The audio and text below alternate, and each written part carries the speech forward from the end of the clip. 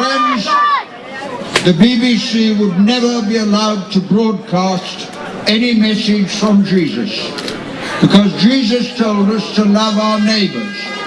And if the Archbishop of Canterbury read the 10 Commandments, it might upset the Israeli government. Now, I say this to you because it's very important that we remember who we are. I tell you who we are today. We are the human race here outside the BBC. It doesn't matter whether you're a Muslim, a Jew, a Christian, a Buddhist, an atheist, whether you're black or white, doesn't matter. We're people, and this is a people's voice demanding justice. And I'm absolutely sure that we're going to win this, and I believe by nightfall the BBC will have changed its mind.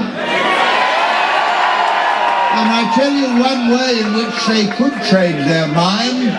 I think the producers and the presenters and all the people who work in every programme of the BBC should do something very simple. They should broadcast the address of the Disaster Emergency Committee. I'd like to hear the sports correspondent say, before we go to the big match, I'd like you to know the Disaster Emergency Committee is box 999 NE3 3AA.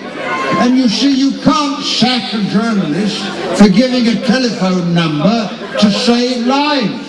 You can't do it. And therefore what we are doing today is not just talking to the top bosses of the BBC. I wouldn't bother with them. I'm talking to the journalists, to the presenters, to all the people who have the opportunity of broadcasting, to tell the world how to help the people of Gaza. My God, they've suffered. I know how they feel because I lived in London during the Blitz in 1940. 30,000 people were killed in London during that Blitz. I was a kid of 15. Every night I went to the shelter. I was frightened. Came up in the morning, 500 people killed where I lived. London burning, the church I went to bombed. And it's no good pretending that you could ignore that human suffering in the interests of what the BBC call impartiality. How can you be impartial between life and death? You can't be impartial.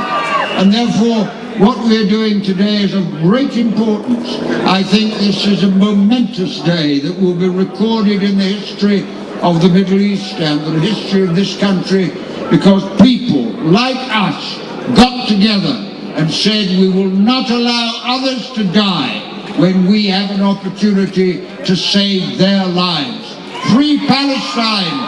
Free Palestine! Peace in the Middle East. Good luck.